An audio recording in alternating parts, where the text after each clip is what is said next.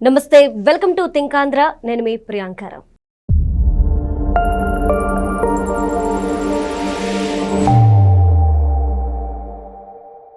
చంద్రబాబు గారు P4 గురించి మాట్లాడారు. అయితే P4 లో కూడా బీసీలకు ఎంతో ప్రాధాన్యత ఇచ్చారు. బీసీలు లేకపోతే ఈరోజు పార్టీ లేదు అంటూ వాళ్ళకి ప్రథమ ప్రాధాన్యత ఇస్తాను అంటూ బాబు గారు చెప్పుకుంటూ వస్తున్నారు.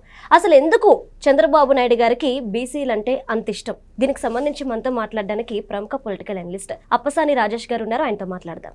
నమస్కారం సార్. నమస్కారం సార్. ఏ సందర్భంలో చూసినా టీడీపీ పార్టీకి బీసీలు చాలా ముఖ్యం అంటూ ఆయన చెప్పుకొస్తారు, ప్రతి సందర్భంలో ప్రస్తావిస్తారు. ఇప్పుడు P4 విషయంలో కూడా ప్రాధాన్యత బీసీలకి ఎక్కువ ఇస్తున్నారు. ఎందుకు బాబు గారికి బీసీలు అంటే అంత మక్కువ? ఇప్పుడు ఇక్కడ 1982 మార్చి 29 ఎన్టీ రామారావు గారు తెలుగుదేశం పార్టీ ఆవిర్భావ ప్రకటన చేసిన తర్వాత సినిమా అగ్ర కథానాయకుడిగా 3.5 దశాబ్దాల పాటు ప్రజల మనసుల్లో గూడు కట్టుకొని ఉన్న అభిమానం రాజకీయ నాయకుడిగా రామారావు గారిని చూడగానే రామారావు గారి వెనక ర్యాలీ చేయించింది. అలా రామారావు గారిని అభిమానించి ఓన్ చేసుకున్న ప్రధాన వర్గం బలహీన వర్గాలు.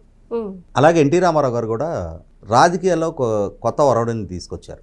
రాజకీయము పదవులంటే సమాజంలో అభివృద్ధి చెందున్న కొన్ని వర్గాలకు మాత్రమే పరిమితం కాదు, సమాజంలో ఉన్న అన్ని వర్గాల ప్రజలకి రాజకీయ అవకాశాలు దక్కాలి అని చెప్పని ఆయన ప్రధానంగా బలహీన వర్గాల నుంచి నాయకత్వాన్ని పెంచారు. ఆయన నాయకత్వ అవకాశాలు కల్పించారు. చాలామంది చదువుకున్న యువత, సమాజం పట్ల బాధ్యత కలిగిన వాళ్ళు, సామాజిక స్పృహ కలిగిన వాళ్ళు, ఈ సమాజానికి ఏదైనా చెయ్యాలి అనే తాపత్రయం ఉన్నవాళ్ళు, వాళ్ళకి రాజకీయపు వారసత్వం ఉందా, కోట్ల రూపాయల డబ్బు ఉందనేది పరిగణలోకి తీసుకోకుండా ఎన్టీ రామారావు గారు బీసీ వర్గాల నుంచి కీలకమైన వ్యక్తులకి, అంటే తర్వాత రోజులు వాళ్ళు కీలకమైన వ్యక్తులుగా ఎమర్జ్ అయ్యారు. బలహీన వర్గాల నుంచి చాలా సామాన్య కుటుంబాలకు సంబంధించిన వాళ్ళకి రాజకీయ అవకాశాలు కల్పించారు. అలా కల్పించిన నేపథ్యంలో రాష్ట్ర రాజకీయపు యవనిక మీదకి ఒక కొత్త తరం నాయకులుగా ఎమర్జ్ అయ్యారు. దాని పర్యవసానం ఏమైందంటే అప్పటి వరకు కొన్ని వర్గాలకి పరిమితమైన రాజ్యాధికారం అనేది అన్ని వర్గాలకి రాజ్యాధికారం సుసాధ్యమే అన్న భావన కలగజేసింది. ఆ తర్వాత ఎన్టీ రామారావు గారి హయాంలోనే స్థానిక సంస్థల్లో కూడా బలహీన వర్గాలకు రిజర్వేషన్ కల్పించారు. అంటే బలహీన వర్గాలకి గొంతుకగా తెలుగుదేశం పార్టీ మొట్టమొదటిగా వారికి ఒక వాయిస్గా తెలుగుదేశం పార్టీ సమాజంలో ఆవిర్భవించింది. అలాగే బలహీన వర్గాలు కూడా తెలుగుదేశం పార్టీకి వెనుదనుగా నిలబడ్డారు. అటువంటి బలహీన వర్గాల అభివృద్ధి పట్ల తెలుగుదేశం పార్టీ మొదటి నుంచి కూడా చంద్రబాబు నాయుడు గారి పాలన హయాంలో కూడా కుల వృత్తుల వాళ్ళకి చేయూతనివ్వాలి అని చెప్పని ఆదరణ పథకం పేరిట వాళ్ళకి చాలా ఇతోదికి సహాయం చేస్తూ వచ్చారు. 2014-19 మధ్య కూడా బీసీ సప్లాన్ పెట్టి, అలాగే క్రమం తప్పకుండా క్రెడిట్ క్యాంపులు కండక్ట్ చేస్తా బీసీ కార్పొరేషన్ ద్వారా లోన్స్ కూడా ఇస్తూ వచ్చేవాళ్ళు. తర్వాత ఇప్పుడు 2024 జూన్ 12 పదవి బాధ్యతలు చేపట్టిన తర్వాత పాలకుడుగా చంద్రబాబు నాయుడు గారు బీసీల పట్ల తనకున్న ప్రేమ ఏంటి అనేది రుజువు చేస్తూ ఒక్కొక్క వర్గానికి ఏ లబ్ధి చేకూరుస్తూ వచ్చారనేది డెఫినెట్గా చర్చనీయాంశం. ఇక్కడ ముఖ్యంగా మత్స్యకారులకి సంవత్సరంలో 2 నెలల పాటు వాళ్ళు, అంటే చేపలు సంతానోత్పత్తికి పాల్పడే టైంలో వేట నిషేధిస్తారు. ఆ వేట నిషేధ సమయంలో మరి వాళ్ళకి లైవ్లీహుడ్ ఉండాలి. జగన్మోహన్ రెడ్డి గారు సంవత్సరంలోకి 10,000 రూపాయలు ఇచ్చేవాళ్ళు వాళ్ళకి. చంద్రబాబు నాయుడు గారి ప్రభుత్వం మొన్న 20,000 ఇచ్చింది వాళ్ళకి, మత్స్యకారులకి.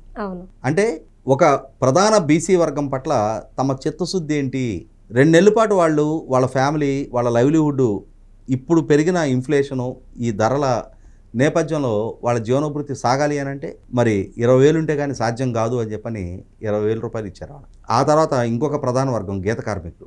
వీళ్ళకి ప్రభుత్వం ద్వారా కేటాయింపు చేయబడుతున్న వైన్ షాప్స్లో 10% రిజర్వేషన్ ఇచ్చారు. అలాగే ఇప్పుడు కొత్త బార్ పాలసీని తీసుకొచ్చారు, అందులో కూడా 10% గీత కార్మికులకి రిజర్వ్ చేశారు. ఇంకొక ప్రధాన వర్గం నాయి బ్రాహ్మలు. వాళ్ళు సహజంగా cutting salons, barber shops maintain చేస్తూ ఉంటారు. వాళ్ళకి 200 యూనిట్ల వరకు ఉచిత కరెంట్ ఇస్తూ ఉన్నారు సెలూన్స్ నిర్వహణ కోసం. అలాగే ఇంకొక ప్రధాన వర్గం చేనేత కార్మికులు. ఇవాళ వ్యవసాయ రంగం తర్వాత అత్యధిక జనాభా ఆధారపడి ఉండేది భవన నిర్మాణ కార్మికులు. ఆ తర్వాత కుల వృత్తుల పరంగా చూసుకున్నప్పుడు చేనేత కార్మికులు. రాష్ట్ర వ్యాప్తంగా 1,00,000కు పైగా కుటుంబాలు చేనేత మగ్గాలు కానీ మరమగ్గాల మీద ఆధారపడి జీవిస్తూ ఉంటారు. ఇవాళ కొన్ని సంవత్సరాలుగా ఈ రెడీమేడ్ బట్టలు, మారుతున్న ఫ్యాషన్ ట్రెండ్స్, వీటన్నిటి నేపథ్యంలో చేనేత వృత్తి వాళ్ళకి భారంగా మారింది. ఒక టైంలో అయితే సిరిసిల్ల లాంటి ప్రాంతంలో చేనేత కార్మికులు వాళ్ళకి ఆ చేనేత ద్వారా వచ్చే సంపాదనతోటి కుటుంబాన్ని పోషించుకోలేని పరిస్థితిలో చాలామంది బలవన్మరణాలకు పాల్పడ్డారు. ఇటువంటి నేపథ్యంలో వాళ్ళ వృత్తి వాళ్ళకి గిట్టుబాటు కావాలి, వాళ్ళకి మెరుగైన ఆదాయం దక్కాలి. ఆ మెరుగైన ఆదాయంతో ఆ వృత్తిలో కొనసాగే వాళ్ళు సమాజంలో గౌరవ మర్యాదలతో జీవించడానికి కావాల్సిన ఫెసిలిటేషన్ ప్రభుత్వ పరంగా జరగాలి అని చెప్పని చంద్రబాబు నాయుడు గారి ప్రభుత్వం, ముఖ్యంగా మంగళగిరి నియోజకవర్గంలో లోకేష్ వాళ్ళ 91,000 మెజార్టీతో నెగ్గి వాళ్ళ రాష్ట్రంలో కీలక మంత్రిగా ఉన్నాడు. తన నియోజకవర్గంలో ప్రధానంగా చేనేత కార్మికులు వేలాది మంది ఉన్నారు, మంగళగిరి పట్టణంలో కానీ. సో ప్రత్యక్షంగా అక్కడ చేనేత కార్మికులు ఎదుర్కొంటున్న కష్ట నష్టాలు ఏంటి, అలాగే వాళ్ళ లైఫ్ స్టాండర్డ్స్ మెరుగుపడటం కోసం ఏ విధమైన పాలసీస్ అడాప్ట్ చేసుకోవచ్చు అనేది లోకేష్ అక్కడ ప్రత్యక్షంగా వాళ్ళతో ఇంటరాక్ట్ అవుతా ఉన్న నేపథ్యంలో ఇక్కడ లోకేష్ అయినా బ్రాహ్మణి అయినా వాళ్ళిద్దరూ కూడా స్టాన్ఫోర్డ్ ఎంబీఏలు, కొత్త జనరేషన్, కొత్త ఇన్నోవేటివ్గా ఆలోచించగలిగే పరిజ్ఞానం ఉన్నవాళ్ళు. వాళ్ళు అక్కడ వాళ్ళ ఆ చేనేత కార్మికుల సమస్యలను అర్థం చేసుకొని వాళ్ళకి మెరుగైన డిజైన్స్ ఇవ్వాలి, అలాగే వాళ్ళకి ఆర్థికంగా వెసులుబాటు కల్పించాలి, వాళ్ళకి కేంద్ర ప్రభుత్వం ద్వారా విధించబడుతున్న జిఎస్టీలో రిలాక్సేషన్ ఇవ్వాలి. ఈ విధమైన సపోర్ట్ కనుక ఆ సపోర్ట్ సిస్టమ్ ప్రభుత్వం వైపు నుంచి కనుక వాళ్ళకి అందజేసినప్పుడు వాళ్ళు ఇప్పుడు వస్తున్న ట్రెండ్స్కి అనుగుణంగా వాళ్ళు కొత్త డిజైన్స్ తోటి మార్కెట్లోకి రాగలుగుతారు.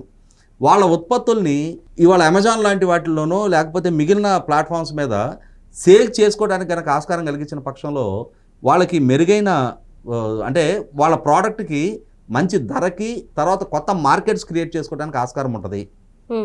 ఈ విధంగా ఆలోచిస్తూ ఉన్నారు. ఆలోచించి నిన్న జాతీయ చేనేత దినోత్సవం, ఈ జాతీయ చేనేత దినోత్సవం సందర్భంగా చంద్రబాబు నాయుడు గారు అక్కడ మంగళగిరి నియోజకవర్గంలో చేనేత కార్మికులతోటి ఇంటరాక్ట్ అయ్యారు. ఆ ఇంటరాక్ట్ అయిన సందర్భంగా ఆయన ఇప్పటి వరకు చేనేత కార్మికులకి అందిస్తూ వస్తున్న ప్రోత్సాహకాలకి అడిషనల్గా నిన్నటి రోజున ప్రతి చేనేత మగ్గానికి 200 యూనిట్లు ఉచితంగా కరెంటు, అలాగే చేనేత మరమగ్గాలకి 500 యూనిట్లు ఉచిత కరెంటు ఇస్తాము అని చెప్పని నిన్నటి నుంచి అది ఆ ప్రాజెక్ట్ ఇంప్లిమెంట్ అవుతుందని అష్యూర్ చేశారు. అలాగే ఎన్నికల్లో వాగ్దానం చేయకున్నా కూడా ప్రతి చేనేత కార్మికుడికి 25,000 రూపాయలు క్యాష్ ఇన్సెంటివ్ సంవత్సరానికి ఇస్తామని చెప్పని అనౌన్స్ చేశారు. దీనికి తోడు ఇవాళ చేనేత కార్మికులు వాళ్ళు జీవితకాలం ఆ మగ్గాల దగ్గర కొనారిల్లిపోతూ ఉంటున్నారు కాబట్టి వాళ్ళకి ఇప్పుడు ఎస్టీలు ఉన్నారు. ఎస్టీలకు కూడా వాళ్ళ అంటే వాళ్ళు ఆ అడవుల్లో జీవిస్తున్న నేపథ్యంలో వాళ్ళ లైఫ్ స్పాన్ తగ్గిపోతుందనే ఉద్దేశంతో వాళ్ళకి కూడా 50 సంవత్సరాలకి పెన్షన్ ఇంప్లిమెంట్ చేస్తా ఉన్నారు. అలాగే వాళ్ళ చేనేత కార్మికులకు కూడా 50 సంవత్సరాలకి పెన్షన్ ఇంప్లిమెంట్ చేస్తామని చెప్పని వాగ్దానం చేశారు. అలాగే కేంద్ర ప్రభుత్వం విధిస్తున్న జిఎస్టీని రాష్ట్ర ప్రభుత్వం క్రాస్ సబ్సిడీ చేస్తుంది, దానివల్ల రాష్ట్ర ప్రభుత్వానికి అదనంగా భారం పడుతున్నా కూడా దాన్ని మేము బేర్ చేస్తాము అని చెప్పని ఇవాళ ముఖ్యమంత్రి గారు చెప్పడం జరిగింది. ఇవాళ చేనేత కార్మికులకు అందిస్తున్న పెన్షన్స్ కానీ, అలాగే ఇప్పుడు అందిస్తాను అని చెప్తున్న క్యాష్ ఇన్సెంటివ్ కానీ, ఇవాళ ఫ్రీ కరెంట్ కానీ, అలాగే జిఎస్టీ క్రాస్ సబ్సిడీ కానీ, వాళ్ళకి మెరుగైన డిజైన్స్ ఇవ్వడానికి, వాళ్ళకి మెరుగైన మార్కెటింగ్ ఫెసిలిటేషన్ కోసం కూడా సుచిత్ర ఎల్లా గారు భారత బయోటెక్నాలజీ డైరెక్టర్, ఆవిడని ఆ రంగ అడ్వైజర్గా పెట్టారు. అంటే మార్కెటింగ్లో అలాగే వ్యాపారంలో వారికి ఉన్న అనుభవాన్ని వారికి ఉన్న ఫ్రీ టైంలో వీరితో స్పెండ్ చేసి ఈ రంగ ఇంప్రూవైజేషన్ కోసం వారి పరిజ్ఞానాన్ని వీరితో షేర్ చేసుకున్నప్పుడు వీళ్ళ లైఫ్ స్టాండర్డ్ మెరుగవడానికి వారికి ఉన్న నాలెడ్జ్ వీరికి ట్రాన్స్ఫర్ చేయడానికి ఉపయుక్తంగా ఉంటుంది అని చెప్పని ఆ రంగంలో నిపుణులై ఉన్న సుచిత్ర ఎల్లా గారిని వీరికి అడ్వైజర్గా నియామకం చేపట్టున్నారు. సో వీళ్ళందరి ఆ కోఆర్డినేషన్ తోటి చేనేత జీవితాలు మెరుగుపడతాయని చెప్పని ఒకనాటి ఆత్మహత్యల స్థితి నుంచి ఇవాళ ప్రపంచంలో అంటే నిన్న చంద్రబాబు నాయుడు గారి దృష్టికి ఒక అంశాన్ని తీసుకొచ్చారు. మెరుగైన డిజైన్స్ తోటి వచ్చిన చేనేత వస్త్రాలని వాళ్ళ సెలబ్రిటీస్ ఎక్కువగా ఇష్టపడతా ఉన్నారు అని చెప్పని. సెలబ్రిటీసే కాదు సామాన్య ప్రజలకు కూడా ఇష్టపడే రీతిలో కొంచెం సరసమైన ధరలకి మీరు అందించే విధంగా తయారు చేయండి. మీరు అలా తయారు చేయడానికి ఆ సరసమైన ధరలకి మీరు అందించినా కూడా మీకు గిట్టుబాటు అవడానికి ప్రభుత్వ పరంగా మీకు చేయాల్సిన ఫెసిలిటేషన్ మేము చేస్తాము అని చెప్పని ముఖ్యమంత్రి గారు వారు అష్యూర్ చేయడం ద్వారా ఇందాకే మనం మాట్లాడుకున్నట్టుగా మత్స్యకారులు, గీత కార్మికులు, మంగలి, అలాగే ఇవాళ పద్మశాలి చేనేత కార్మికులు, ఆయా వర్గాల ప్రజల పట్ల ప్రభుత్వానికి ఉన్న చిత్తశుద్ధి గురించి ఆయన నిన్న బాహాటంగా వ్యక్తం చేశారు. ఆచరణపూర్వకంగా ఆయా వర్గాల ప్రజల జీవన ప్రమాణాలు మెరుగవడానికి ఏమేమి చర్యలు తీసుకోబోతున్నామో చెప్పారు. అలాగే గతంలో తమ పాలనా హయాంలో స్థానిక సంస్థల ఎన్నికల్లో 34% రిజర్వేషన్ అమలు పరిస్తే జగన్మోహన్ రెడ్డి పాలనా హయాంలో దాన్ని 24% కుదించారు. దాని పర్యవసానం రాష్ట్ర వ్యాప్తంగా 16,500 పదవులు బీసీ వర్గాలు కోల్పోవడం జరిగింది. కాబట్టి సుప్రీంకోర్టులో న్యాయ పోరాటం చేసైనా సరే మళ్ళీ రిజర్వేషన్ని 33-34% పెంచే ప్రయత్నం చేస్తామని కూడా నేను ఆయన అష్యూర్ చేయడం జరిగింది. ఏ బీసీ వర్గాలు అయితే మొదటి నుంచి తెలుగుదేశం పార్టీకి వెన్నుదన్నుగా ఉంటూ వచ్చాయో ఆ బీసీ వర్గాల లైఫ్ స్టాండర్డ్ అప్గ్రేడేషన్ కోసం వాళ్ళు సమాజంలో గౌరవ మర్యాదలతోటి మెరుగైన జీవన ప్రమాణాలతో బతకడానికి కావాల్సిన సౌకర్యాలు ప్రభుత్వ పరంగా కల్పిస్తామని చెప్పని ముఖ్యమంత్రి గారిని అష్యూర్ చేయడం జరిగింది. Okay, right. Thank you so much sir.